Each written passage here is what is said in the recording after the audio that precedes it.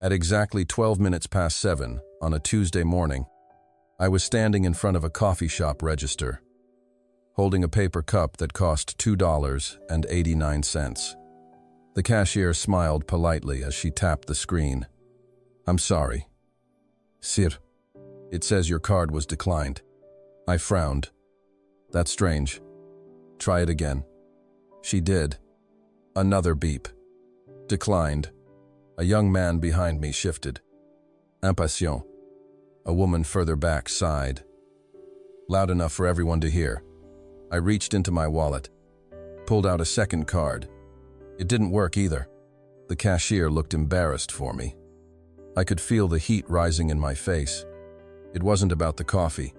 It was that quiet, invisible moment every person over a certain age comes to know. The moment strangers start wondering if you've become confused, forgetful, incapable. I left the cup on the counter and walked outside into the cool spring air. I called my son. He answered on the second ring. "Morning." "Dad." My cards were declined. A pause, then a sigh. "Yeah. We canceled them." I thought I'd misheard him. "You what?" "We canceled your credit cards." "Dad, you're 70. We thought it was time to simplify things for you." I stood there on the sidewalk, phone pressed to my ear, and I felt something shift inside me. Quiet, cold, final. Because my son didn't just cancel a piece of plastic that morning.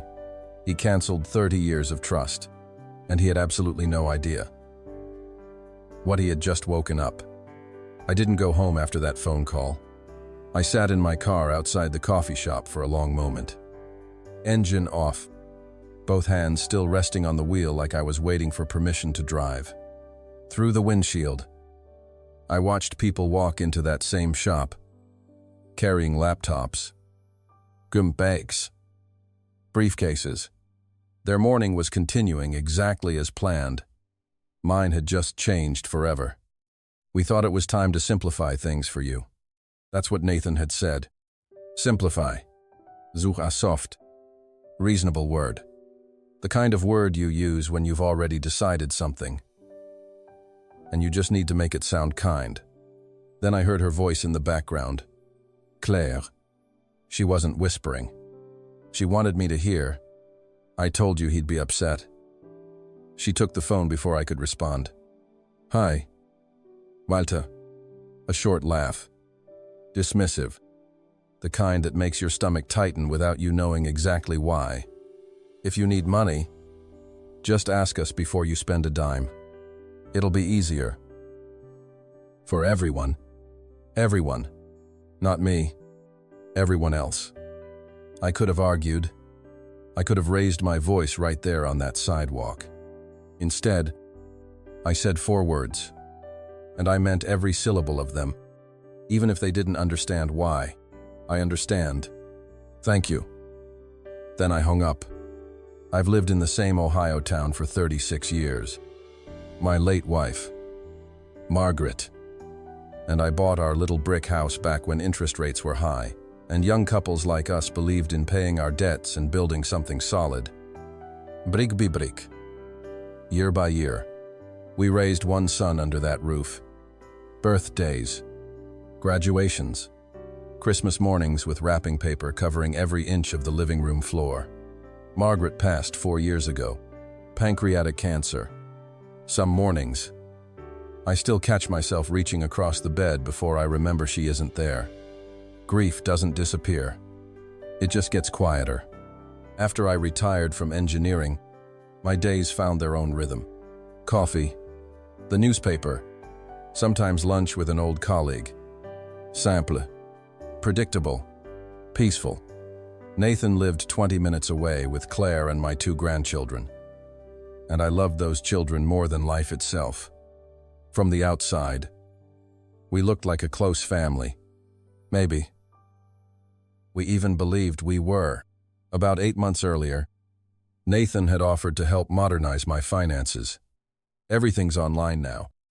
Dad, I'll admit, technology was never my strong suit. So I let him in. He connected my accounts, set up automatic payments, changed my passwords, updated my security settings. It'll protect you from scams, he'd said. Claire had nodded along. There are so many seniors getting taken advantage of these days. It sounded reasonable. I trusted him. After all, he was my son, but sitting there in that car, replaying his voice in my head, something didn't sit right, something underneath the words, because canceling a credit card without asking isn't protection. It's a decision made about someone, instead of with them. I didn't drive home. I drove straight to the bank. Now, I should mention something here. Something I hadn't told Nathan, hadn't told Claire. I hadn't told almost anyone in this town for a very long time, long before I became just a retired engineer mowing his lawn every Thursday. I had been something else entirely. A quiet investor, a silent partner in a small regional bank, back when it was nothing more than 3 branches and a handful of loyal tellers. Over the decades, I'd stayed almost invisible in that role. On purpose, no plaques with my name on them, no seat on any public board, just numbers. Quietly growing, quietly protected. Margaret used to tease me about it. You could buy this whole street, Walter Kingston, and nobody in this town would ever guess it. I liked it that way. Still do. So when I walked through those familiar glass doors that morning, the manager, Diane, greeted me the way she always did. "Good morning, Walter." "I hope so," I said quietly. Something in my voice must have concerned her, because her smile faded almost instantly. "Everything all right? I don't think it is." 5 minutes later, we were sitting in her office. She pulled up my account, and I watched her expression change in real time. She stopped typing, looked at the screen, looked back at me. "Mr. Kingston, I'm seeing several recent changes." "What kind of changes?" She turned the monitor toward me slowly, almost carefully, like she already knew this wasn't going to be an easy conversation. "Your mailing address was updated 3 weeks ago." I leaned in. It wasn't my address. It was Nathan's. The primary phone number was changed as well. Nathan's number. Again. And the account email belongs to Claire. I stared at that screen without saying a word, because for the very first time that morning, the anger I expected to feel simply didn't come. What came instead was colder, quieter, and far more dangerous for the person who had started this. Because my son had just spent 8 months quietly trying to take control of an old man's finances. He had absolutely no idea whose finances he was actually touching. Diane picked up the phone on her desk without another word. "Could you ask Marcus from Fraud Services to come down?" Her voice stayed calm. Mine didn't. "Fraud," I repeated. "We just want to understand what's happened." "Walter. That's all." 10 minutes later, Marcus walked in, carrying a tablet. Polite. Professional. The kind of calm that comes from having seen this exact situation more times than he probably wanted to admit. "Have you lost any identification?" "Mr. Kingston, no." "Did you authorize anyone to manage your online banking? My son helped me set it up 8 months ago." "Does he have your passwords?" I paused. "I suppose he does." Marcus and Diane exchanged a look. Not dramatic. Not shocked. Just recognition. The kind of glance 2 people share when they've watched this particular story unfold before. In this exact office, with a different family sitting in these exact chairs. He turned the tablet toward me. "There are authorization forms attached to your account. Electronic signatures." I looked closely. My name. Written exactly the way I've signed it for 50 years. Except I hadn't signed it. Not this. Not ever. "Can signatures be copied?" I asked. "That's one possibility," Marcus said carefully. Diane leaned forward. "Before we assume anything, We'd like to review every change made to this account over the past several months. Several months. She nodded slowly. Situations like this rarely happen all at once. Walter, they happen one small step at a time. For the first time that morning, I stopped thinking about the coffee. It had never really been about $2.89. That tiny, humiliating transaction had simply been the first crack in a wall someone else had been quietly building for months. And I had absolutely no idea how much of my life was already standing on the other side of it. The next morning, I was back at that same table. And this time, Marcus came prepared. He spread a stack of printed pages across the surface between us. I think it's easier if we go through this chronologically. I nodded. 8 months ago, your online banking credentials were reset. That one didn't surprise me. Nathan had helped with that himself. The following month, a secondary contact was added to your account. Nathan. Then, 3 weeks later, Claire. Transaction alerts were redirected. He continued, to your son's phone. I looked up sharply. I stopped receiving fraud alerts. According to these records. Yes, every change, on its own, sounded almost forgivable. A concerned son, a cautious daughter-in-law, but laid out together, page by page, they formed something else entirely. Something with a shape. A direction. Marcus slid another sheet toward me. 3 months ago, your spending limit was modified. I never requested a spending limit. They were lowered, he said, to $500. I nearly laughed. Not because it was funny, because it was absurd. I had spent decades quietly moving far larger sums than that through this very institution. Long before Nathan was even born. And now, someone had decided I needed permission to spend more than $500 of my own money. Diane spoke gently. We found no evidence that any money was actually stolen. Walter. Then what is this? She chose her words with visible care. It appears to be increasing control. Those 3 words followed me out of that office and sat in the passenger seat all the way home. Increasing control, not theft. Control. And here is the part I hadn't told them. The part I hadn't told anyone in that room. Diane had known me as Walter Kingston. Quiet, retired engineer. Loyal customer for over 3 decades. What she didn't know, what almost no one in this town knew, was the name attached to a much older set of documents. Buried deep in this bank's founding paperwork from nearly 40 years ago. A silent investor.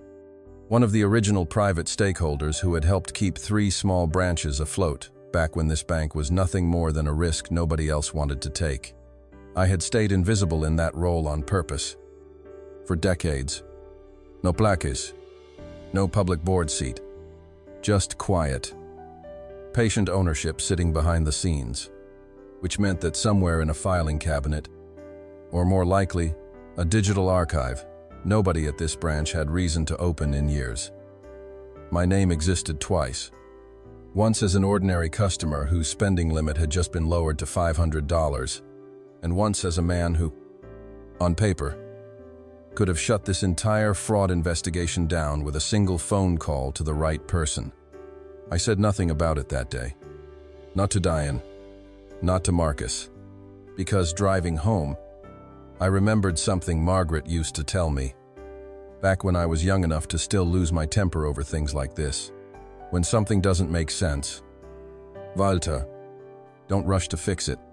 First, understand it. She had been right about almost everything. So instead of making calls, instead of revealing anything, I decided to do the one thing 38 years as an engineer had trained into me better than anything else. I was going to find out exactly why the bridge had cracked. Before I said a single word about rebuilding it, what I didn't know yet was just how far Nathan had already gone, or that the very next stop on this quiet investigation wouldn't be another bank statement. It would be a lawyer's office. And what waited for me there would change everything. By Thursday afternoon, I found myself parked outside the law office of Arthur Bellamy. Arthur had written Margaret's and my wills nearly 15 years earlier. He wasn't flashy. He still drove an aging sedan and kept paper files stacked neatly on every surface of his office. More importantly, he had earned my trust a long time ago. Back when trust still meant something simple. He looked genuinely surprised when I walked in. "Walter." He stood, shook my hand. "It's been too long. I wish this were a social visit." His smile faded. We spent nearly an hour going over everything. The declined cards, the banking changes, the signatures that weren't mine. Arthur never once interrupted. When I finished, he folded his hands and simply said, "I want to see every document." The bank had already sent copies electronically. He adjusted his reading glasses and began going through them. Slowly, carefully, the way a man reads something he already suspects he isn't going to like. 5 minutes passed, then 10. Finally, he removed his glasses. "Something isn't right here. You noticed it too." He nodded, pointed to one paragraph. "This document references a discussion that supposedly took place in my office. It never happened." "I know." He looked directly at me, because I wasn't involved. Silence settled over that room. Arthur had never been a dramatic man. If anything, he tended to understate problems, not exaggerate them. So when he leaned back and said quietly, "I think you should proceed very carefully," I listened. "What do I do?" For now, he closed the file. "Nothing. Nothing. Don't confront your son." "Why not?" "Because if someone believes they've already succeeded, Walter, they tend to stop hiding what they're doing." He let that settle in the air between us. People become careless once they think they've already won. Before I left, Arthur asked a question that seemed to come out of nowhere. "Has anyone mentioned assisted living to you recently?" I froze. "Why would you ask that? Answer the question." I thought back. "A few times." "Who?" "Claire. At Easter. After church. Again at my granddaughter's birthday party. Always casual. Always framed as concern. I could still hear her voice in my head. Wouldn't it be nice not worrying about the yard anymore? Walter, imagine having your meals cooked for you. Friends your own age nearby." I had always smiled and changed the subject. Arthur nodded slowly, like a piece of a puzzle had just clicked into place somewhere behind his eyes. "I've seen this pattern before." My stomach tightened. "What pattern?" "Sometimes financial control comes before a bigger decision." "Like what?" "Like declaring someone incapable of managing their own affairs." He held up a hand before I could react. "I'm not saying that's what's happening here. I'm saying it's possible. Possible." That evening, I drove home a different way. Without really deciding to, I passed one of the newer retirement communities on the edge of town, manicured lawns, walking paths, white rocking chairs lined up on a wide porch. Nothing wrong with the place at all. It looked lovely. Actually, if a person chose it for themselves, the key word being chose, a memory surfaced, one I hadn't thought about in weeks. About 6 weeks earlier, Claire had handed me a glossy brochure for that exact community. "I just thought you'd like to look," she'd said, smiling. I hadn't even opened it. She'd smiled anyway. No pressure. I wondered now whether there had been pressure all along. Just invisible. Friday morning. Arthur called. "I've been digging," he said. My heart skipped. "What did you find?" "Property records." "What about them?" "Your house isn't the issue. What I found is emails. Not yours." He paused. "I believe your son contacted a real estate agent several weeks ago." My grip tightened around the phone. "What did he ask?" Arthur exhaled slowly. "What your neighborhood homes were selling for." I felt something drop in my chest. "He can't sell my house." "No," Arthur said. his voice steady.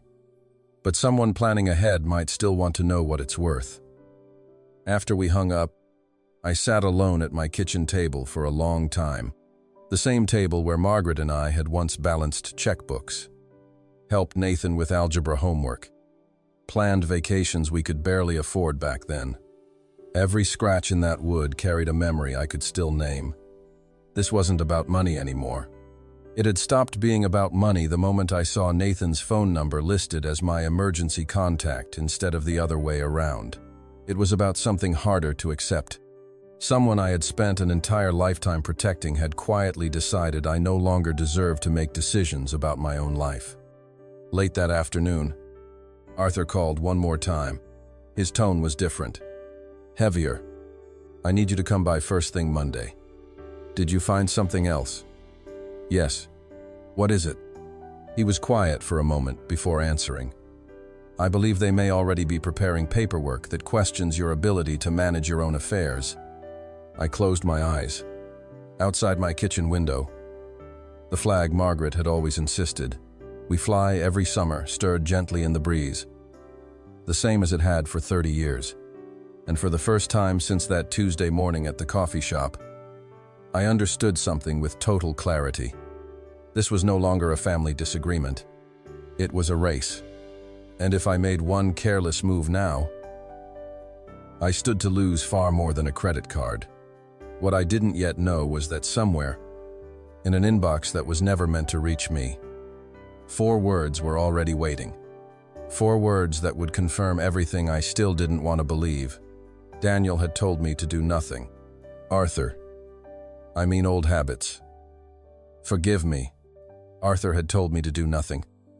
And for a man who had spent 38 years solving problems the moment he saw them, nothing was the hardest instruction I had ever followed. So instead, I went to visit someone I hadn't visited in almost 2 years. Gerald Whitfield ran the holding company that, on paper, connected 3 small regional banks across 2 counties, including the very branch where Diane worked, the one where my spending limit had just been quietly reduced to $500. Gerald was younger than me by almost 20 years, but he'd known who I was since the day his own father brought him into the business. His office assistant recognized me before I even gave my name. "Mr. Kingston, it's been a while." Gerald looked up from his desk and smiled the way people smile when they see someone they genuinely respect. "Walter, to what do I owe this? I need to ask you something, and I need it to stay between us." His smile faded into something more careful. Of course, I told him everything. The declined card, the changes to my account, the spending limit. I watched something shift behind his eyes as I spoke. Not surprise exactly, more like recognition of an old, familiar shape.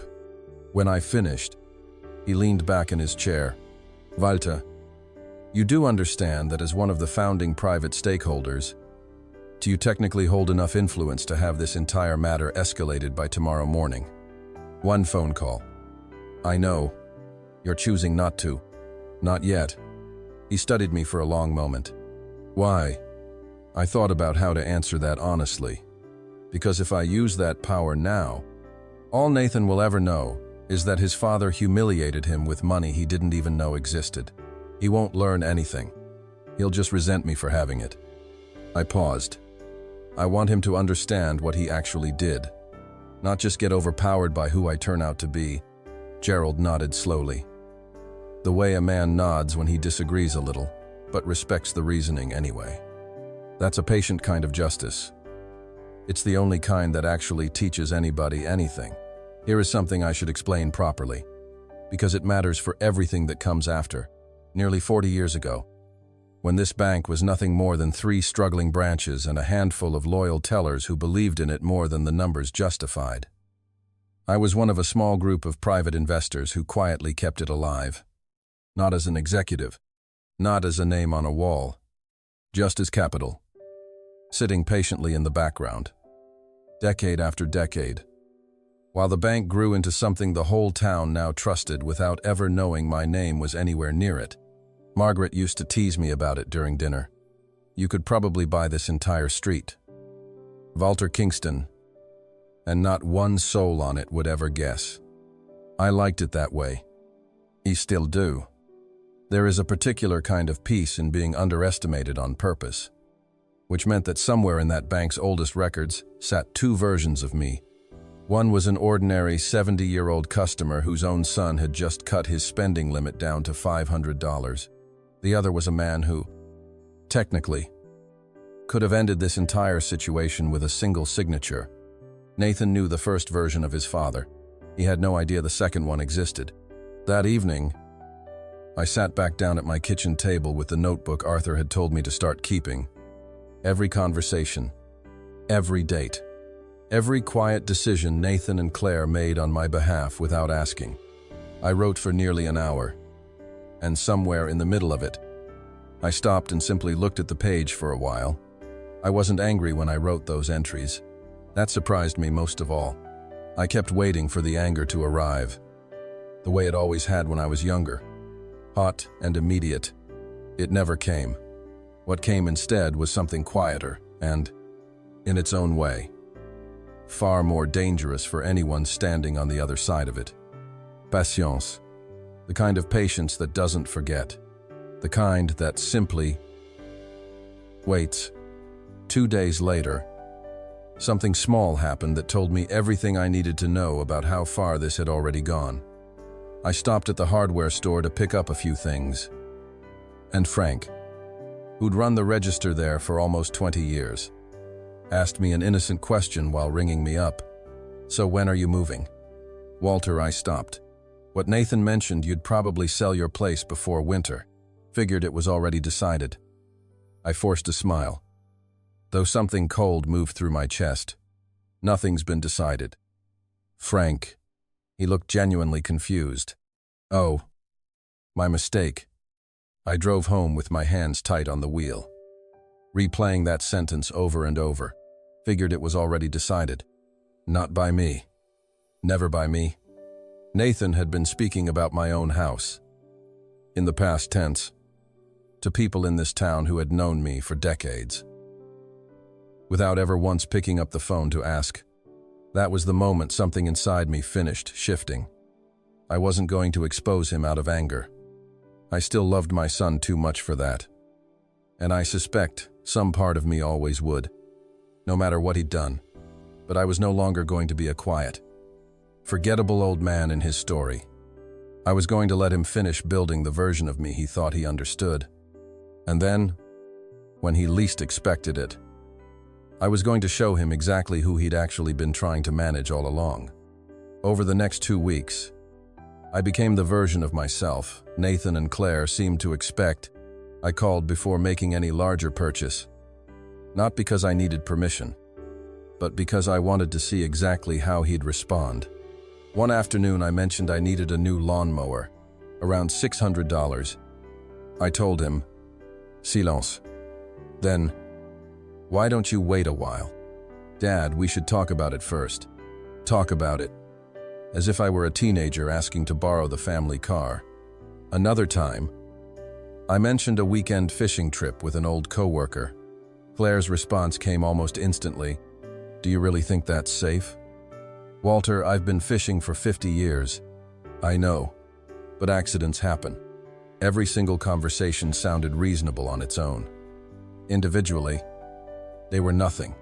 Collectively, they all pointed in exactly the same direction. Smaller life. Fewer choices. Less independence. One gentle, well-meaning sentence at a time. Arthur had told me to document everything. So I bought a plain spiral notebook and started writing. Dates. Times. Exact wording. As close as I could remember it. Every decision Nathan or Claire made on my behalf without asking first went into that notebook. I began printing emails, saving text messages, keeping voicemails. None of it was dramatic. That was exactly what made it so unsettling. Control rarely announces itself. It arrives disguised as convenience. One Saturday, my neighbor, a retired judge named Robert Hensley, caught me while I was bringing in my trash cans. "Got a minute?" "Walter." We sat on my porch. He didn't waste time. I had lunch with Frank from the hardware store. I almost smiled. News travels fast. It does in small towns. He looked at me directly. "Is everything all right?" I could have said the usual. "Fine. Everything's fine." Instead, for the first time, I told someone outside that courtroom of a family the entire truth. He listened without interrupting once. When I finished, he folded his arms slowly. "I saw too many cases like this on the bench. Walter, you think Nathan's trying to steal from me? Maybe. Maybe not. I think good intentions can slowly turn into entitlement, without anyone ever noticing the exact moment it happened." He let that sit for a second. I watched families convince themselves they were helping, while quietly taking away someone's voice. One decision at a time. He reached into his pocket and handed me a card. "Patricia Hale, best elder law attorney I ever saw. Walk into my courtroom. I already have Arthur. Arthur's excellent." He tapped the card again. "But Patricia specializes in exactly one thing: protecting competent older adults from being treated as if they aren't." I kept that card in my wallet for 3 days before I finally made the call. That same week, Arthur called with something in his voice. I hadn't heard from him before. Urgency. Carefully contained. "I think we've caught a break." What happened? One of the documents Nathan sent to a financial advisor was accidentally copied to the wrong email address. My heart started pounding. What did it say? "I can't discuss every detail over the phone. Just tell me the important part." He was quiet for a moment. Then he read 4 words aloud. Slowly, like he understood exactly what they would do to me. "Dad doesn't know yet." Those 4 words stayed with me long after we hung up. Not "we're worried about Dad," not "we're helping Dad," just a fact. Stated plainly, the way you'd note a detail in a spreadsheet. Dad doesn't know yet. Maybe Nathan believed I was confused. Maybe he believed I was vulnerable. Maybe some part of him even believed he was protecting me. But one thing had become impossible to ignore. They were making plans about my future, as if I no longer deserved to be part of the conversation. By the following week, my life had quietly split into 2 separate worlds. In one, I was simply Walter Kingston, a retired engineer who mowed his lawn every Thursday, attended church on Sundays, and spoiled his grandchildren every chance he got. In the other, I was building a case. Some mornings I genuinely couldn't believe both of those worlds belonged to the same man. I hated almost every part of it, but Arthur reminded me often, whenever the guilt crept in, "You're not building a case against your son. Walter, you're building a record of the truth. One seeks punishment. The other seeks clarity." That distinction became the only thing keeping bitterness from taking root somewhere I couldn't dig it out again. Patricia Hale turned out to be exactly what Robert had promised. Precise. Unhurried. She listened far more than she spoke. And when I finished telling her everything, she asked only one question. "Mr. Kingston, has any physician ever diagnosed you with dementia? Or any form of cognitive impairment?" "No." "When was your last physical?" "About 3 months ago." "Any concerns noted?" "My doctor told me to walk more and eat less pie." For the first time all morning, she smiled. "That's encouraging. From everything I've observed today, you are fully capable of managing your own affairs." "I know that. I know you know it," she said gently. "The challenge isn't convincing yourself, Walter. It's proving it. The moment someone else decides to question it." Over the following days, Patricia and Arthur worked together with the bank to assemble a complete timeline. Every password reset, every address change, every forged signature.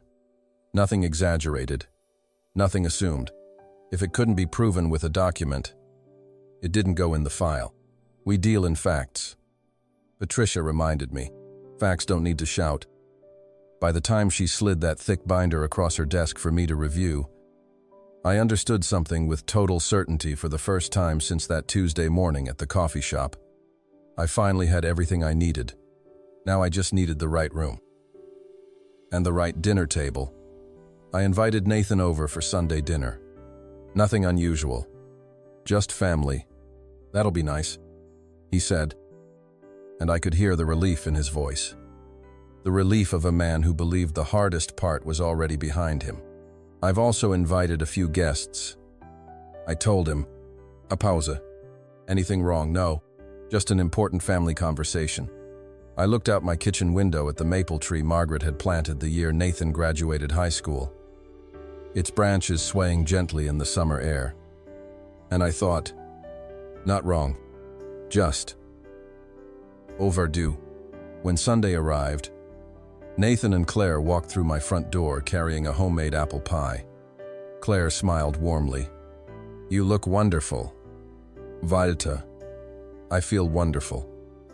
Her eyes drifted toward the dining room, where the table had already been set with extra chairs. What's all this, please?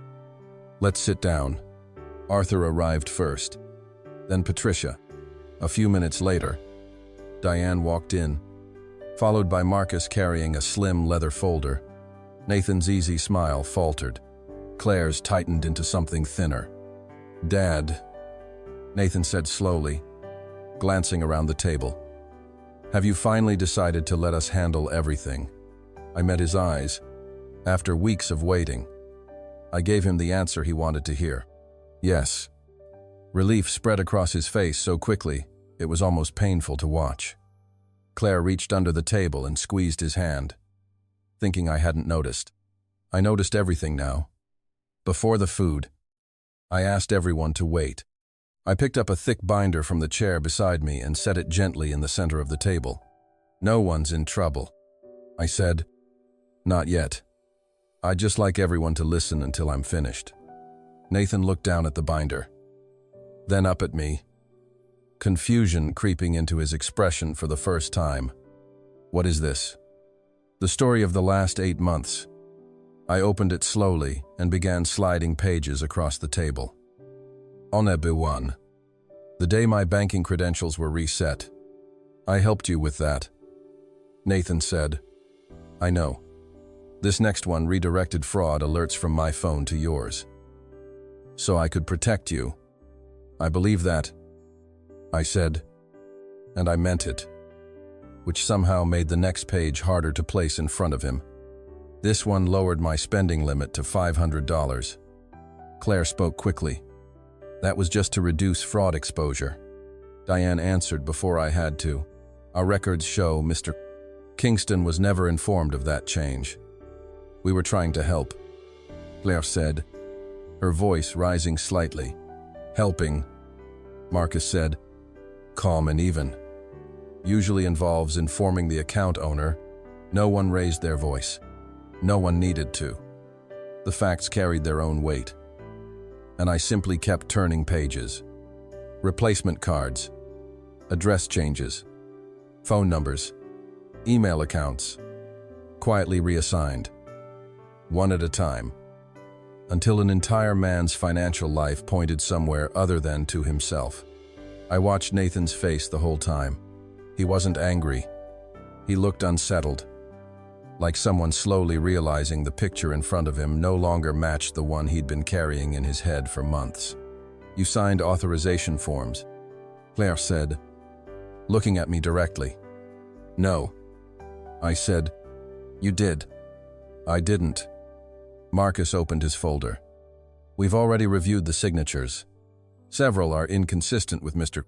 Kingston's historical records on file. Nathan turned sharply toward her. What is he talking about? For the first time all evening. Claire didn't answer immediately. Did your father ever ask you to change his mailing address? Arthur asked quietly. No. Nathan said.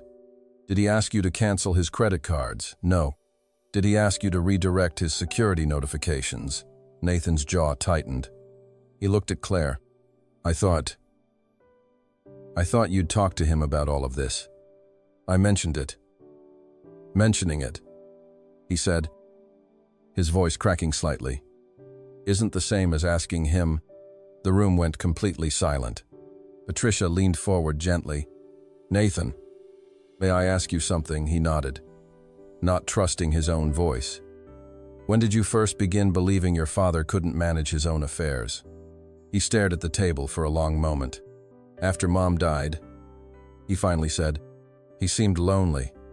He forgot to return a library book once, mixed up a doctor's appointment, asked me how to use online banking. And what did those little things become? He closed his eyes. Evidence. Were they actually evidence? A long pause. No, he whispered. They were assumptions. I stood up, walked into the kitchen for a moment, just to breathe. Through the window, a cardinal landed on the fence, the same spot Margaret's feeder used to hang. She always said cardinals were reminders that the people we loved never really left. I wasn't sure I believed that, but I wished, more than anything, that she were sitting beside me right then. When I came back, I set an old photo album on the table and opened it to a picture of Nathan at 9 years old, standing proudly beside a wooden derby car we'd built together in the garage until nearly midnight. You remember this? He almost smiled through the tears already forming. I couldn't get the wheels straight. You never gave up on it. Neither did you. I closed the album gently. Then tell me, Nathan, when did you decide I deserved less patience than you did back then? His chair scraped softly against the floor as he stood. I'm sorry, Dad. No excuse. I honestly believed I was protecting you. I know you did. I never wanted your money. I thought if I just handled everything, nothing bad could happen to you. And instead, I said quietly, you made something bad happen. Tears rolled freely down his face now. I stopped seeing you as my father. I started seeing you as someone I needed to manage. The honesty in that single sentence filled the entire room. I let it sit there for a moment before I finally spoke again. There's one more thing you need to know. Nathan, something none of you have ever known about me.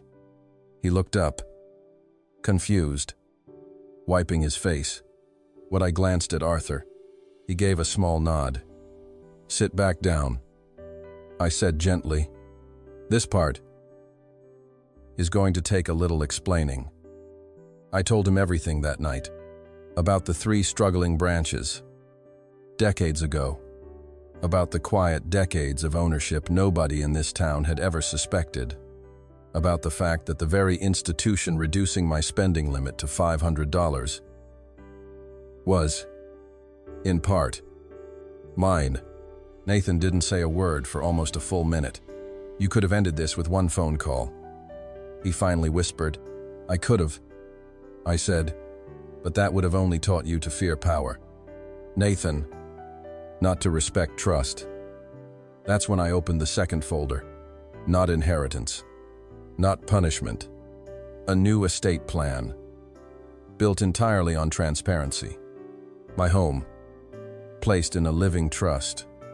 Any future decision, overseen by an independent fiduciary. Never by one family member alone, and a small fund, established in Margaret's name, to teach financial literacy to older adults across this town, so no one else would ever hand over their independence, simply out of fear, or shame, or silence. Claire lowered her eyes. I thought efficiency was kindness, she said softly. Nathan reached across the table, the same table where he'd once done homework while his mother baked cookies. I should have trusted you, he said. Instead, I stopped seeing you as my father. I placed my hand over his, then start again. Today, if this story reminded you of a parent, a grandparent, or someone quietly losing their voice in the name of help, remember this. Growing older never means surrendering your dignity, and loving someone never means deciding for them. If this touched you, hit subscribe and share it with someone who needs the reminder that respect is still the greatest inheritance any family can leave behind.